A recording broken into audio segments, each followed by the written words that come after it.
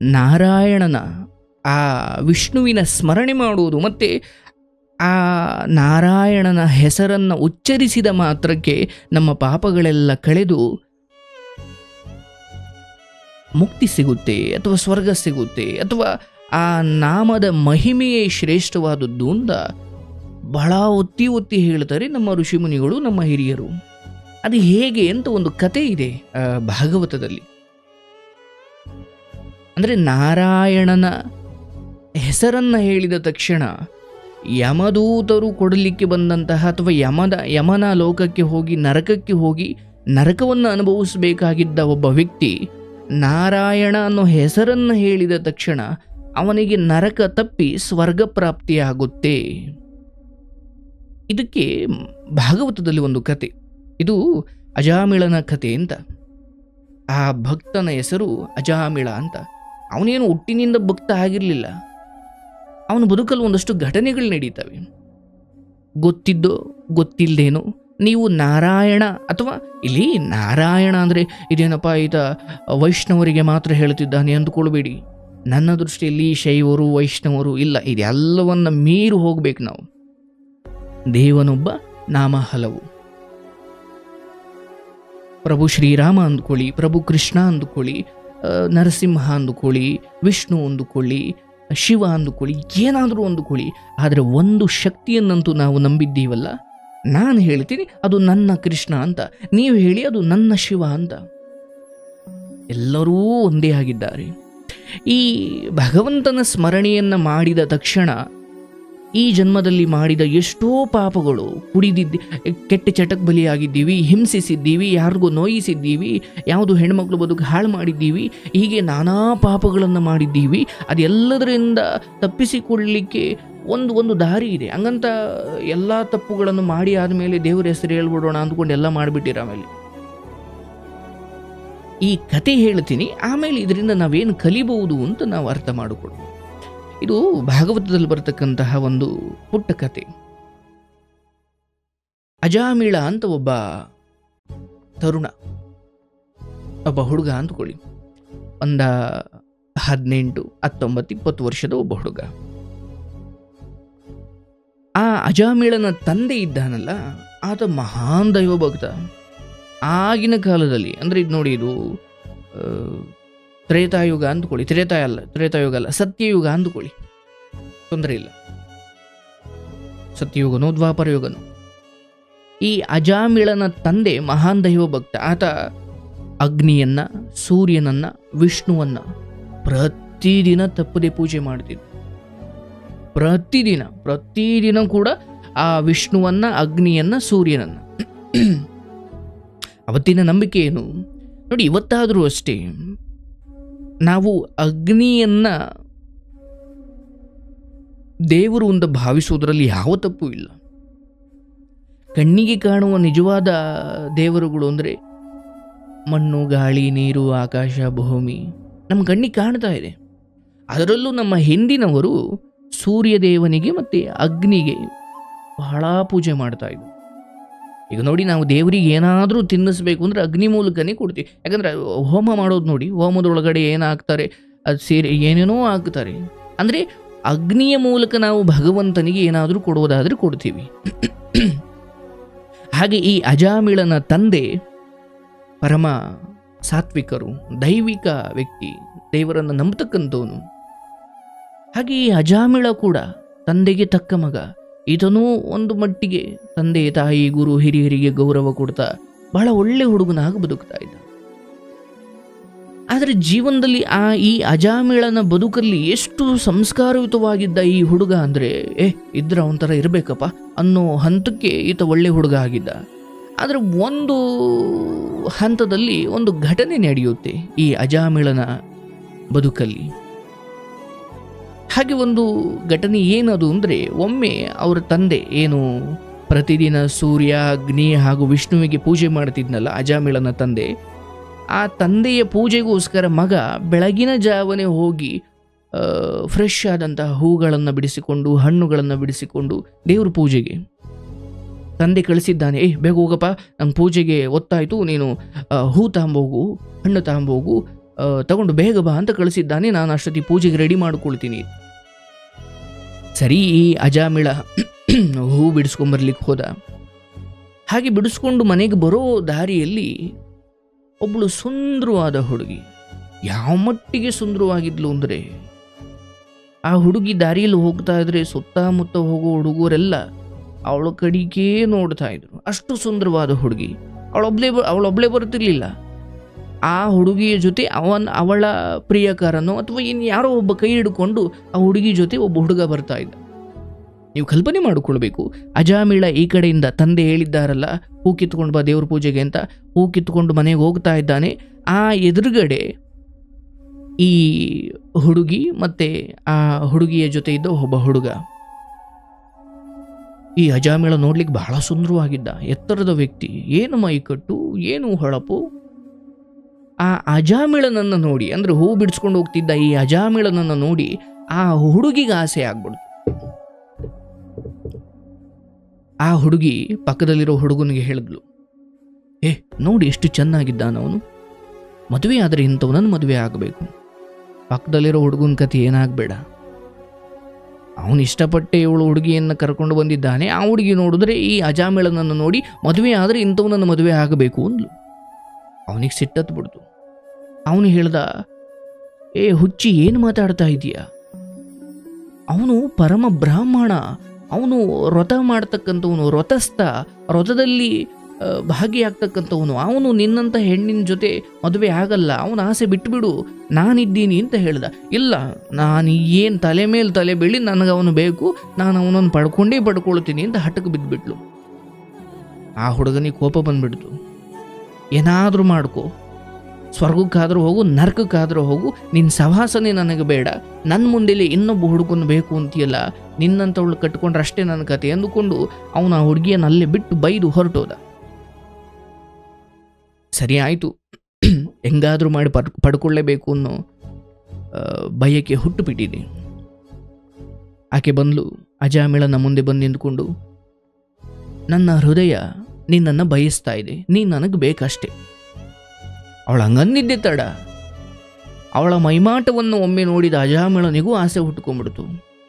ಅಯ್ಯೋ, ಇಂತಹ ಸುಂದರಿ ನನ್ನನ್ನು ಬಯಸಿ ಬಂದಿದ್ದಾಳೆ, ಇವಳನ್ನ ಬಿಟ್ಟರೆ ಕೆಟ್ಟೆ ಅಂದುಕೊಂಡು ಅವನೂ ಒಪ್ಕೊಂಡು ಬಿಟ್ಟ. ಇಬ್ಬರೂ ಸೇರಿ ಒಂದು ದೇವಸ್ಥಾನಕ್ಕೆ ಹೋಗಿ ಮದುವೆ ಕೂಡ ಆಗಿ ಬಂದ್ಬಿಟ್ರು. ಗಾಂಧರ್ವ ರೀತಿಯಲ್ಲೇ ನಾನು ಮದುವೆ ಆಗಿದ್ದೀವಿ ಅಂದುಕೊಂಡು ಇಬ್ಬರೂ ಮದುವೆ ಆಗಿ ಅವರಪ್ಪನ ಮುಂದೆ ಹೋದರು. ಅವರಪ್ಪ, ನನ್ನ ಮಗ ಪೂಜೆಗೆ ಹೂ ತರಬೇಕಾಯಿತು, ಎಲ್ಲಿ ಎಷ್ಟೊತ್ತಾದರೂ ಬರಲಿಲ್ವಲ್ಲ ಅಂದುಕೊಂಡು ಪೂಜೆಗೆ ರೆಡಿ ಮಾಡಿಕೊಂಡು ಕೂತಿದ್ದಾನೆ. ಅವನು ಪೂಜೆಗೆ ಹೂ ತಗೊಂಡು ಹೋಗೋದು ಬಿಡಿ, ಜೊತೆಗೆ ಹುಡುಗಿ ಕರ್ಕೊಂಡು ಹೋಗ್ತಾ ಇದ್ದಾನೆ. ಅಯ್ಯೋ ಮುಟ್ಟಾಳ, ಎಲ್ಲೋ ಹೋಗಿದ್ದೋ, ಪೂಜೆಗೆ ಲೇಟ್ ಆಯಿತು, ಎಲ್ಲೋ ಹೂ, ಅಯ್ಯೋ ಹೂ ಇಲ್ಲ, ಹೂ ಇರಬೇಕಾದ ಕೈಯಲ್ಲಿ ಯಾವುದೋ ಹುಡುಗಿ ಕೈ ಇದೆಯಲ್ಲ, ಅವನೊಂದು ಪದ ಬಳಸ್ತಾನಲ್ಲಿ, ಯಾರು ಇವಳು ಹಾದರಗಿತ್ತಿ ಅಂತ. ಅವನು ಈ ಅಜಾಮಿಳನ ತಂದೆ, ಯಾರು ಇವಳು ಹಾದರಗಿತ್ತಿ ಅಂದರೆ, ಹಾದರಗಿತ್ತಿ ಅಂದರೆ ನಮ್ಮ ಪುರಾಣಗಳಲ್ಲೂ ಅದೊಂದು ಬರುತ್ತೆ. ಅಂದರೆ ಯಾವುದೇ ಒಂದು ಸಂಬಂಧದಲ್ಲಿ ನಿಲ್ಲದೆ ತನ್ನ ಸೌಂದರ್ಯದ ಆಧಾರವಾಗಿ ಅಥವಾ ತನ್ನ ಸೌಂದರ್ಯವನ್ನು ಬಂಡವಾಳವಾಗಿಟ್ಟುಕೊಂಡು ಒಬ್ಬರಾದ್ಮೇಲೆ ಒಬ್ಬ, ಇವನಾದ್ಮೇಲೆ ಅವನು, ಅವನಾದ್ಮೇಲೆ ಅವನು, ಹೀಗೆ ಅನೇಕ ಪುರುಷರ ಸಹವಾಸ ಮಾಡ್ತಕ್ಕಂಥವಳನ್ನು ಹಾದರಗಿತ್ತಿ ಅಂತ ಕರೆಯೋದು ಒಂದು ರೂಢಿ. ಅದು ಕೆಟ್ಟದ್ದೋ ಒಳ್ಳೆಯದೋ ನಮಗದು ಬೇಡ. ಆ ತಂದೆ ಹಂಗಂತಾನೆ, ಹೂ ತಗೊಂಡು ಬಾ ಅಂದರೆ, ಯಾರೋ ಹಾದರಗಿತ್ತಿಯನ್ನು ಕರ್ಕೊಂಡು ಬಂದಿದೆಯಲ್ಲೋ, ಯಾರೋ ಹೇಳು ಅಂತಾನೆ. ಅವನು ಹೇಳ್ತಾನೆ ಅಜಾಮಿಳ. ಅವನು ಹಾಗೆ ನೋಡಿದ್ರೆ ತಂದೆ ತಾಯಿ ಅಂದ್ರೆ ಗೌರವ ಅವನಿಗೆ, ಆದರೆ ಅದು ಏನಾಯ್ತೋ ಏನೋ, ಅವಳನ್ನು ಮದುವೆ ಆಗಿದ್ದೆ ತಡ. ಅಪ್ಪ ಹಂಗೆಲ್ಲ ಭಯಬೇಡ, ನನಗೂ ವಯಸ್ಸಾಗಿದೆ, ನಾನೀಗ ನನ್ನ ಜೀವನವನ್ನು ರೂಪಿಸ್ಕೊಳ್ಬಲ್ಲೆ, ನನಗೆ ಇಷ್ಟವಾದವಳು ನಾನು ಕಟ್ಕೊಂಡು ಬಂದಿದ್ದೀನಿ. ಅವಳು ಯಾವ ಜಾತಿ ಆದ್ರೇನು, ಯಾವ ಕೆಟ್ಟವಳಾದ್ರೇನು ಒಳ್ಳೆಯವಳಾದ್ರೂ ನನಗೆ ಅವಳು ಬೇಕು ಅನ್ನಿಸ್ತು, ಕಟ್ಕೊಂಡು ಬಂದೆ ಎಂದ. ತಂದೆಗೆ ಸಿಟ್ಟತ್ತು ಬಿಡ್ತು. ದೇವ್ರಿಗೆ ಹೂ ತಗೊಂಡು ಬಾರೋ ಅಂದರೆ ಯಾವುದೋ ಹಾದರಗಿತ್ತಿಯನ್ನು ಕಟ್ಕೊಂಡು ಬಂದಿದೆಯಾ, ಮತ್ತು ನನ್ನ ಮುಂದೆಲೆ ವಾಯ್ಸ್ ರೈಸ್ ಮಾಡ್ತೀಯಾ ಅಥವಾ ನನ್ನ ಮುಂದೆಲೆ ಎದುರು ಮಾತಾಡ್ತಿದೀಯಾ ಅಂದ್ಕೊಂಡು ಆ ಪೂಜೆ ಮಾಡ್ಲಿಕ್ಕೆ ಕೂತಿದ್ನಲ್ಲ, ಎದ್ದು ಆ ಮಗನಿಗೆ ಕೈ ಎತ್ತಿ ಒಡೆಯೋಕೆ ಹೋಗ್ತಾನೆ. ಯಾಕಂದರೆ ನನ್ನ ಮಗ ಅಂದರೆ ಇಂಥ ತಪ್ಪು ಮಾಡಿಬಿಟ್ನಲ್ಲ, ಮಾನ ಮರ್ಯಾದೆ ಹರಾಜಾಗ್ತಿದ್ದಾನಲ್ಲ ಅಂದ್ಕೊಂಡು ಆ ಮಗನಿಗೆ ಒಂದು ಏಟು ಜೋರಾಗಿ ಹೊಡೆಯೋದಿಕ್ಕೆ ಹೋಗ್ತಾನೆ. ಹಂಗೆ ಹೊಡೆಯೋದೇ ತಡ ಅಥವಾ ಇನ್ನೂ ಹೊಡಿಬೇಕು ಅನ್ನೋಷ್ಟರಲ್ಲಿ ಈ ಅಜಾಮಿಳನೆ ಆ ತಂದೆಯ ಜುಟ್ಟಿಟ್ಕೊಂಡು ಆ ತಂದೆಗೆ ಹೊಡೆದಾಕ್ಬಿಡ್ತಾನೆ. ನೋಡಿ, ಅಲ್ಲಿವರೆಗೂ ಅಯ್ಯೋ ತಂದೆ ಅಂದರೆ ತಾಯಿ ಅಂದರೆ ದೈವ ಸಮಾನರು, ಗುರು ಹಿರಿಯರು ಅಂದರೆ ಗೌರವ ಪಡ್ಕೊಡ್ತಿದ್ದಂಥ ಈ ಅಜಾಮಿಳ ಆ ಹುಡುಗಿಯನ್ನು ಮದುವೆ ಆದ ತಕ್ಷಣ ಅದೇನಾಯಿತು ಏನೋ, ತಂದೆಗೆ ನನ್ನನ್ನೇ ಹೊಡೆಯೋಕೆ ಬರ್ತೀಯ ಅಂತ ತಂದೆಯನ್ನೇ ಹಿಡ್ಕೊಂಡು ದಬ್ಬ ದಬ್ಬ ದಬ್ಬ ದಬ್ಬ ಹಾಕ್ಬಿಡ್ತಾನೆ. ಮತ್ತೆ ಕೊಳ್ಪಟ್ಟಿ ಹಿಡ್ಕೊಂಡು ಜುಟ್ಟಿಟ್ಕೊಂಡು ಹೇಳ್ತಾನೆ, ನೋಡೋ ಮುದುಕ, ಇನ್ನು ಮೇಲೆ ಈ ಮನೆಗೆ ನಾನು ಯಜಮಾನ, ನಾನು ಹೇಳ್ದಂಗೆ ನೀನು ಕೇಳಬೇಕು, ಇದ್ರೆ ಇರು, ಇಲ್ಲಾಂದ್ರೆ ಒಯ್ತಾ ಇರು, ನಿನ್ನ ಅಪ್ಪಣೆಗಳಿನ ಮೇಲೆ ಈ ಮನೆಯಲ್ಲಿ ನಡೆಯೋದಿಲ್ಲ ಅಂತ ಅಪ್ಪನಿಗೆ ಇನ್ನೊಂದೆರಡು ಏಟು ಹೊಡೆದ. ಯಾವಪ್ಪನಿಗೆ ತಾನೇ ಬೇಜಾರಾಗಲ್ಲ? ಮಗ ನನಗೆ ಹೊಡೆದು ಬಿಟ್ನಲ್ಲ, ಮಗ ಹಿಂಗೆ ಅಂದ್ಬಿಟ್ನಲ್ಲ ಅಂದುಕೊಂಡು ಬಹಳ ಬೇಜಾರಾಗಿ ಅವ್ರ ಮನೆ ಬಿಟ್ಟು ಹೋಗ್ಬಿಟ್ರು. ಆತ ಹೋಗಿದ್ದೇ ತಡ. ಈತ ತನ್ನ ಹೆಂಡತಿಗೆ ಹೇಳ್ದ, ಆ ಮುದುಕ ತೊಲಗ್ದ, ಈಗ ನಾವು ನಮಗೆ ಬೇಕಾದಂಗೆ ಬದುಕೋದು, ಬಾ ಮುದ್ದು, ಬಾ ಕಂದ, ಬಾರೆ ಚಿನ್ನ, ನಾವು ಬದುಕೋಣ ಅಂತ ಹೆಂಡತಿ ಜೊತೆ ಬದುಕೋಕೆ ಶುರು ಮಾಡ್ದ. ಹಾಗೆ ನೋಡಿದ್ರೆ ಅವನಿಗೊಂದು ಕೆಲಸ ಇಲ್ಲ. ತಂದೆ ಪೂಜೆ ಪುನಸ್ಕಾರಗಳು ಮಾಡಿ ಎಲ್ಲೋ ಏನೋ ತನ್ನ ವಿದ್ಯೆಯನ್ನು ಬಳಸಿ ದುಡಿಮೆ ಮಾಡಿಕೊಂಡು ಬರ್ತಿದ್ದ. ಈ ಅಜಾಮಿಳ ತಿಂತಾ ಇದ್ದ. ಈಗ ಅವನಿಗೆ ಒಂದು ಕೆಲಸ ಇಲ್ಲ, ಬಟ್ ಈಗ ಅವನದೇ ಆದ ಒಂದು ಹೆಂಡತಿ ಇದ್ದಾಳೆ, ಬಟ್ ಕೆಲಸ ಇಲ್ಲ. ಅದ್ರ ಬಗ್ಗೆ ಯೋಚನೆ ಮಾಡಲಿಲ್ಲ. ತಂದೆ ಸ್ವಲ್ಪ ಮಾಡಿ ಇಟ್ಟಿದ್ದ, ತಂದೆಯನ್ನು ಹೊಡೆದು ಓಡಿಸ್ದ. ಮುದುಕ ಹೋದ, ಇನ್ಮೇಲೆ ನಾವು ಸುಖವಾಗಿರ್ಬೋದು ಅಂತ ಅವರಿಬ್ಬರೂ ಸೇರಿಕೊಂಡು ಎಷ್ಟು ದೇಹ ಸುಖವನ್ನು ಅನುಭವಿಸಿ, ಎಲ್ಲ ಸುಖಗಳನ್ನು ಅನುಭವಿಸಿ ನಿಧಾನಕ್ಕೆ ಒಂದು ಹಂತ ಆಗ್ತಾ ಆಗ್ತಾ ಆಗ್ತಾ ತಂದೆ ಮಾಡಿಟ್ಟಿದ್ದ ಆಸ್ತಿ ಎಲ್ಲ ಕರಗೋಗ್ತಾ ಬರುತ್ತೆ. ಒಂದೊತ್ತಿನ ಊಟಕ್ಕೂ ಕಷ್ಟ ಇರೋ ಸ್ಥಿತಿಗೆ ಬಂದ್ಬಿಡುತ್ತೆ. ಈಗ ಏನಾದರೂ ಮಾಡಲೇಬೇಕು, ಏನು ಮಾಡೋದು? ಮೈಬಗ್ಸಿ ದುಡಿಯೋಕಂತೂ ಆಗಲ್ಲ, ಯಾವ ವಿದ್ಯೆನೂ ಅವನಲ್ಲಿಲ್ಲ. ಇರೋದೊಂದೇ ದಾರಿ, ದರೋಡೆ, ಕಳ್ಳತನ, ಸುಲಿಗೆ, ಕೊಲೆ. ಅದನ್ನೂ ಕಲ್ತ. ಆ ಹೆಂಡತಿ ಹೇಳಿದ್ಲು, ನೀನು ಏನಾದರೂ ಮಾಡಿ ಕೊಲೆ ಮಾಡ್ತೀಯೋ ಸುಲಿಗೆ ಮಾಡ್ತೀಯೋ, ನನಗೆ ಇಷ್ಟು ಹಣ ಬೇಕು.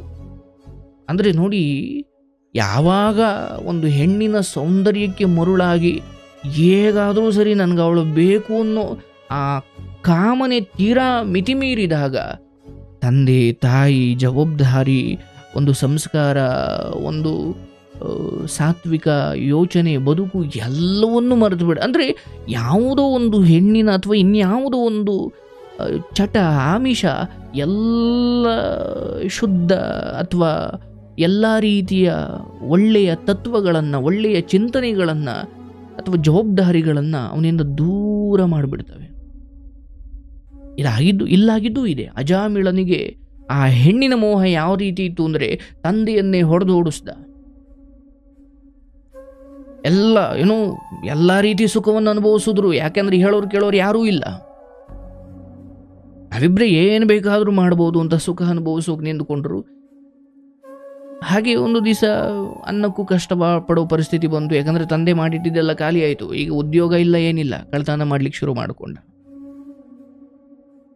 ಸರಿ, ಹೀಗಿದ್ದಾಗ ಈ ಅಜಾಮಿಳನಿಗೂ ಆ ಹೆಣ್ಣಿಗೂ, ಅಂದರೆ ಈ ದಂಪತಿಗಳಿಗೆ 10 ಜನ ಮಕ್ಕಳಾದರು. 10 ಜನ. ಈ 10ನೇ ಮಗುವಿಗೆ ನಾರಾಯಣ ಅಂತ ಹೆಸರಿಟ್ಟರು.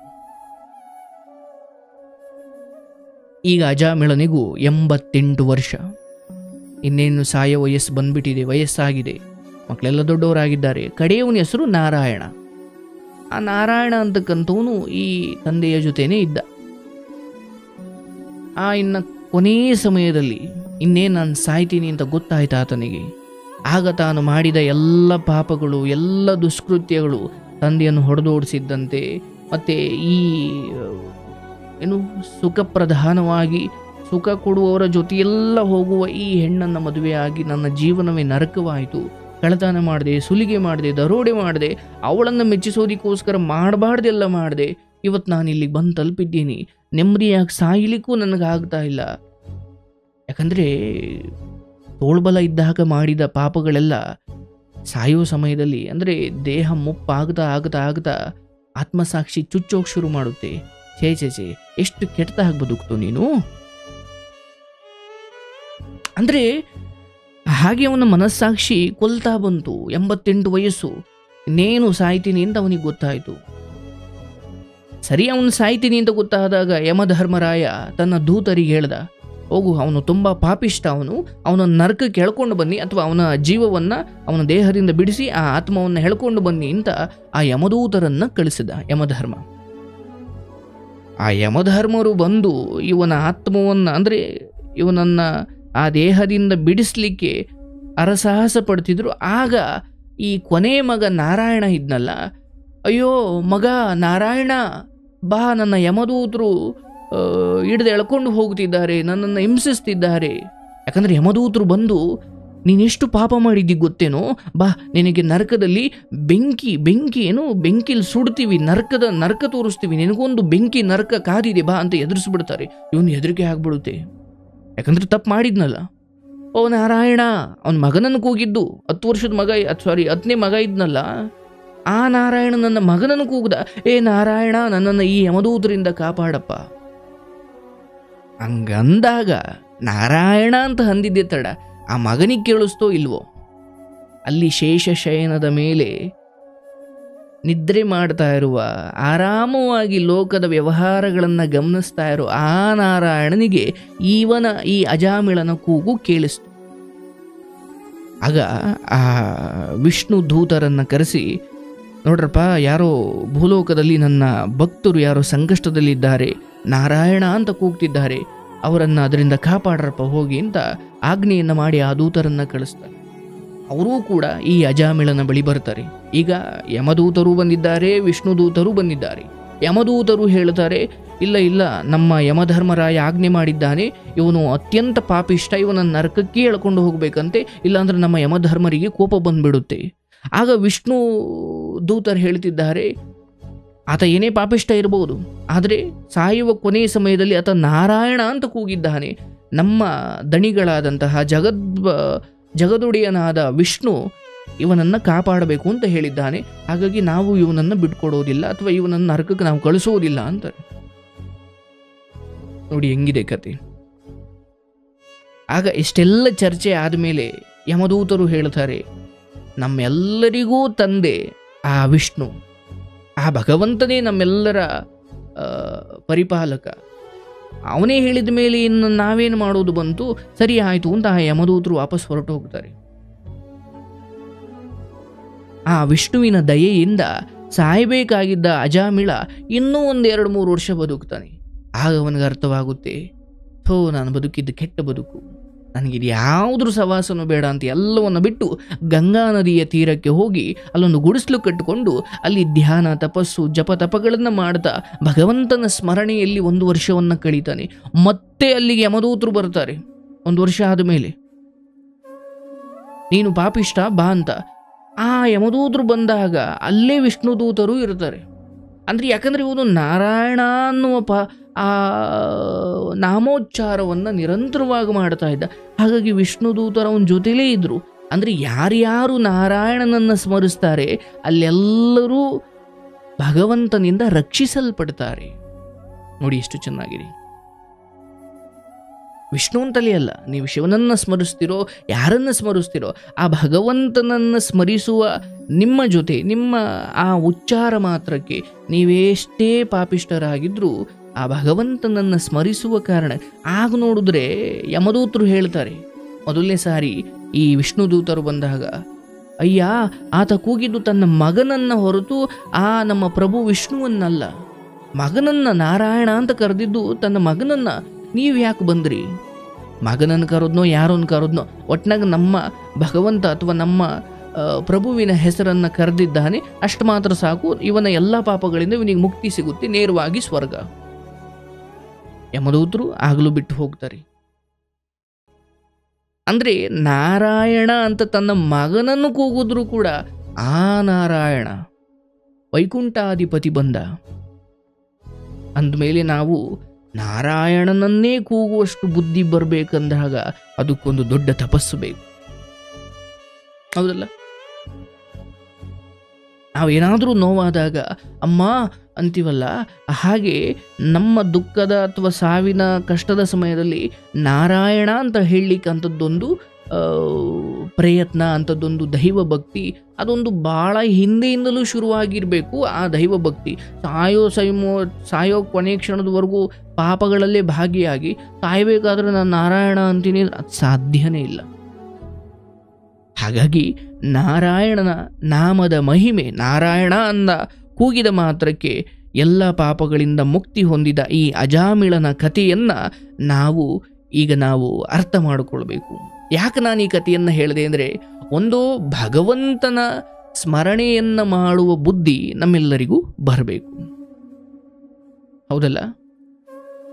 ಸಾವಿನ ಸಮಯದಲ್ಲಿ ತನ್ನ ಮಗನನ್ನು, ನಾರಾಯಣ ಬಾರೋ ಈ ಯಮದೂತರಿಂದ ಕಾಪಾಡು ಅಂತ ತನ್ನ ಮಗನನ್ನು ಕೂಗಿದ್ದು. ಆದರೆ ಆ ನಾರಾಯಣ ಆ ಮಗನಿಗೆ ಕೇಳಿಸ್ತೋ ಇಲ್ವೋ, ಆದರೆ ವೈಕುಂಠದಲ್ಲಿರುವ ನಾರಾಯಣನಿಗೆ ಕೇಳಿಸಿ ಅವನನ್ನು ಆ ಯಮದೂತರಿಂದ ಕಾಪಾಡಿದ. ಸಾಯುವ ಸಮಯದಲ್ಲಿ ಎಷ್ಟು ಜನ ಭಗವಂತನನ್ನು ಸ್ಮರಿಸ್ತಾರೆ? ಸಾಧ್ಯನೇ ಇಲ್ಲ. ಹಾಗಾಗಿ ನಾವಿಲ್ಲಿ ಅರ್ಥ ಮಾಡಿಕೊಳ್ಬೇಕು, ನಾರಾಯಣ ಅನ್ನೋ ಹೆಸರನ್ನು ಕೂಗಿದ ಮಾತ್ರಕ್ಕೆ ಇಷ್ಟು ಪಾಪಗಳಿಂದ ಮುಕ್ತಿ ಅನ್ನೋದಾದರೆ, ನಾವೊಂದು ಆಧ್ಯಾತ್ಮದ ಬದುಕನ್ನು ಬದುಕಿದ್ರೆ ನಮ್ಮ ಜೀವನ ಎಷ್ಟು ನೆಮ್ಮದಿಯಾಗಿರ್ಬೋದಲ್ವ? ಹೌದಲ್ಲ? ಯೋಚನೆ ಮಾಡಿ.